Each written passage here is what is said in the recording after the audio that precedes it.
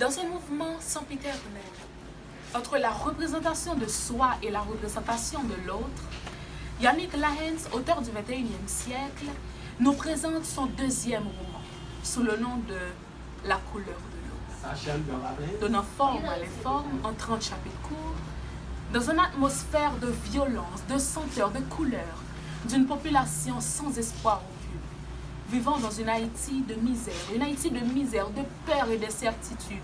Tout ça forme le quotidien des personnages de ce roman. Angélique, mère célibataire et infirmière, et joyeuse jeune femme, belle et ambitieuse, qui trouva sa place dans une boutique de luxe, nous raconte à tour de rôle l'histoire de la famille Mérassin. Angélique, un matin, se levant la première, remarqua l'absence de son frère Fignolet. Et puisque le pays en cette période était en pleine guerre civile, Fignolet, lui, étant un militaire qui plus est, elle prit peur et pria pour que son frère rentre sain et sauf. Joyeuse, quant à elle, se réveillant ce matin-là, faisant le même constat, était moins sceptique que sa sœur sous le coup.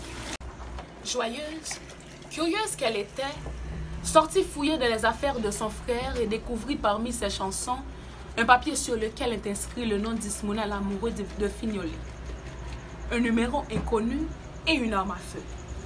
Elle prit le papier avec elle, passa prendre sa meilleure amie et décide d'aller chercher son frère je ne sais où. La mère, figure protectrice du livre de Yannick Lahens. Elle découvrit à son tour l'absence de son unique fils.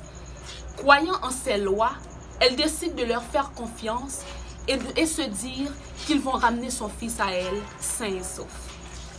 Une journée à attendre les nouvelles, surtout de Polo, le complice de Fignolet qui était sorti avec lui ce jour-là, qui ne peut donner une explication nette et claire. Après une attente interminable, Vanel, l'un des amis de Fignolet, vint apporter la nouvelle disant que le fils, tant attendu, s'est fait tuer par les rebelles, les partisans du régime en place. Si fascine quand la terre tremble, quand l'État capitule, lorsque les hommes se battent pour essayer de vivre mieux ou pour vivre simplement.